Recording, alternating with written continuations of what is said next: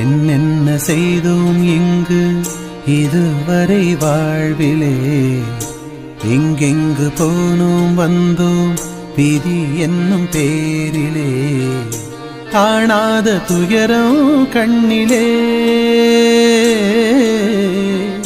போயாத சலனம் நெஞ்சிலே.